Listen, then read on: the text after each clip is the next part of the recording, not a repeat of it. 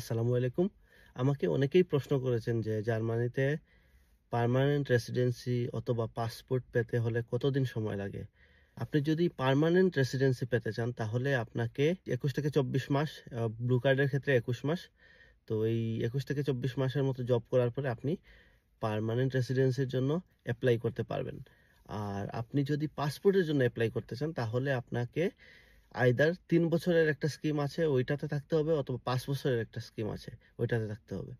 তো ৩ বছরের যেই স্কিমটা, এটা হলো বেসিক্যালি জার্মানিতে অনেক স্কিলড ওয়ার্কারের প্রয়োজন, এক্সেপশনাল ওয়ার্কার, যেমন ডাক্তার, ইঞ্জিনিয়ার অথবা আরো অনেক জব আছে যেখানে জার্মানিতে মানুষের অভাব আছে।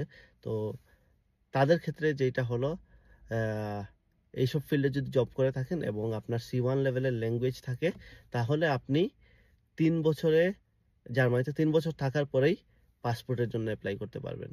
আর ৫ বছরের যে স্কিমটা আছে এটা হলো আপনি একটা স্কিল জবে আছেন অথবা যে কোনো জবেই আছেন এবং আপনি জার্মানিতে ৫ বছর আছেন এবং আপনার জার্মান ল্যাঙ্গুয়েজ B1 পর্যন্ত আছে, তাহলে আপনি পাসপোর্টের জন্য অ্যাপ্লাই করতে পারবেন।